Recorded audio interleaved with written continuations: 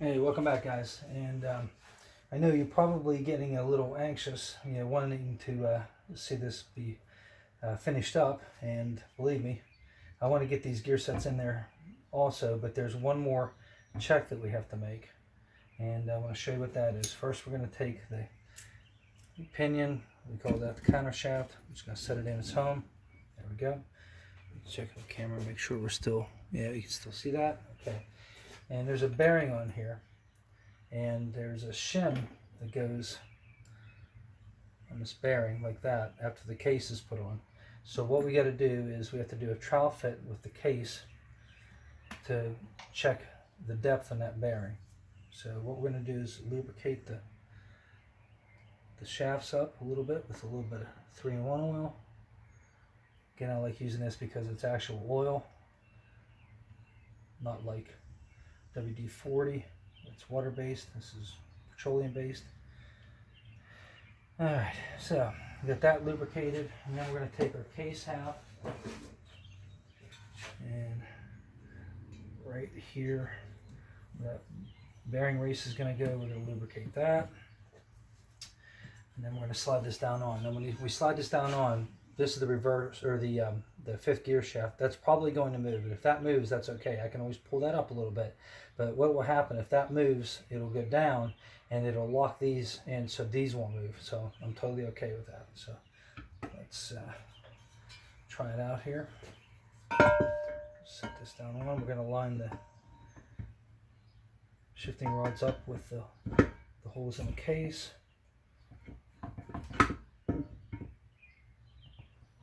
Should line up pretty easy. There we go. Put that on. I have to left tap it a little bit. There it goes. Okay, and that did move, so we can just pull that up. That's okay. All right, now what we're going to do, I'm going to take a screwdriver just to make sure this race is bottomed out, and it did move just a little bit, like that. Okay. There's a retaining plate that goes on top of here, and the clearance from the factory is 0. So we have to put a shim in here, and because I've had a bunch of these transmissions apart, you never throw anything away. We got a bunch of extra shims. So what we're going to do is check the depth on this. Really should have a depth micrometer, but we're going to use the dial calipers today. Check that out. It comes in, the first one is at 70, about 74. Try it again. Comes in about 77. This is not the most accurate way. Now it's 78. But you just keep doing it. About 70. Let's see here. All right, that's coming in at 74. Double check. We just checked this several times. Yeah, it's 75. So between 74 and 75 thousandths. Yeah, right there, 75. So what we do is we just check our shims. There comes in, that's 71. We can go a little bit shy on this, but we can't go over. Ooh, 79. Ooh, 60, about 67 on that one. Ooh, 72. That's a maybe. 68. That's a no. Was the first one. 71. And that one there is about 73. Let's try that again. Yeah, that one comes in at 73, and these measure out at about 74, 75. So this is going to be the one that we used, that last one there.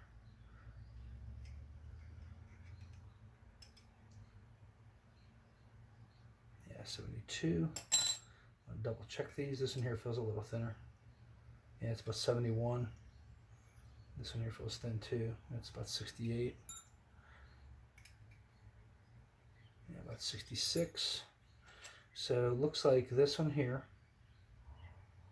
And yeah, it's about 70. It's about 72. This measures about 74. So this will be the one that we use. That'll just sit down in there like that.